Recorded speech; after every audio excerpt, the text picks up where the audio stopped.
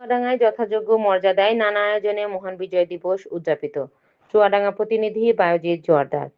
চুয়াডাঙ্গায় যথাযোগ্য মর্যাদায় নানা আয়োজনে মহান বিজয় দিবস উদযাপিত হয়েছে। মঙ্গলবার সকালে সূর্যোদয়ের সঙ্গে সঙ্গে স্থানীয় শহীদ হাসান চত্বরে ৩১ বার তপধ্বনির মাধ্যমে দিনের শুভ সূচনা করা হয়।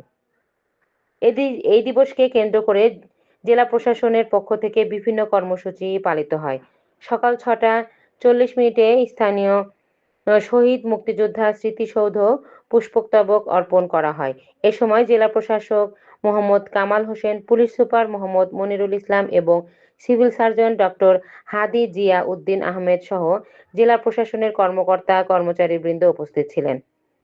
এরপর সকাল ৮টা ৩০ মিনিটে চুয়াডাঙ্গা পুরাতন স্টেডিয়ামে জাতীয় সঙ্গীতের সঙ্গে আনুষ্ঠানিকভাবে জাতীয় পতাকা উত্তোলন, কুচকাওয়াজ ও ডিসপ্লে প্রদর্শিত হয়। কুচকাওয়াজে সালাম গ্রহণ করেন জেলা প্রশাসক মোহাম্মদ কামাল হোসেন ও পুলিশ সুপার মোহাম্মদ মনিরুল ইসলাম। মহান বিজয় দিবসে জেলা শিশু একাডেমি প্রাঙ্গণে শিশুদের জন্য মুক্তিযোদ্ধা ভিত্তিক চিত্রাঙ্কন প্রতিযোগিতা অনুষ্ঠিত হয়।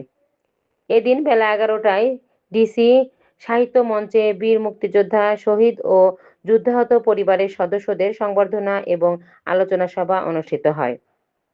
চুয়াডাঙ্গা সরকারি কলেজের সামনের মুক্ত মঞ্চে চারুকারু ও স্থানীয়ভাবে উৎপাদিত পণ্যের ৩ দিনব্যাপী বিজয় মেলার উদ্বোধন করেন জেলা প্রশাসক মোহাম্মদ কামাল হোসেন ও পুলিশ সুপার মোহাম্মদ মনিরুল ইসলাম। এ সময় আরও উপস্থিত ছিলেন অতিরিক্ত জেলা প্রশাসক রাজস্ব নয়ন কুমার রাজবংশী, উপপরিচালক স্থায়ী সরকার শারমিন আক্তার, অতিরিক্ত জেলা প্রশাসক শিক্ষা ও আইসিটি বি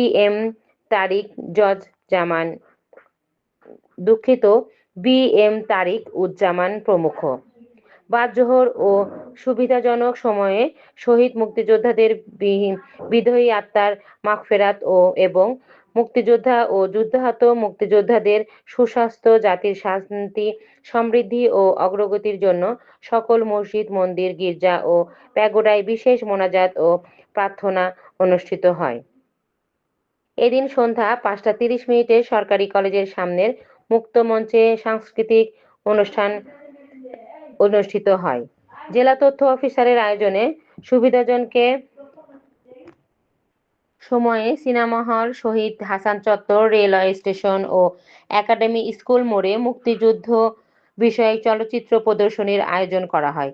এছাড়া হাসপাতাল, কারাগার, শিশু, পরিবার ও দৃষ্টি প্রতিবন্ধীদের মধ্যে উন্নতমানের খাবার পরিবেশন করা হয়। দিনের শেষ পর্যায়ে রাত ৭টায় সরকারি কলেজের সামনে মুক্ত মঞ্চে পুরস্কার বিতরণী অনুষ্ঠানের মাধ্যমে দিবসের কর্মসূচি শেষ হয়। এই দিনের অনুষ্ঠানকে কেন্দ্র করে আলমডাঙ্গা, দামুড়হুদা ও জীবননগর উপজেলা প্রশাসনের উদ্যোগে বিভিন্ন কর্মসূচি পালিত হয়েছে।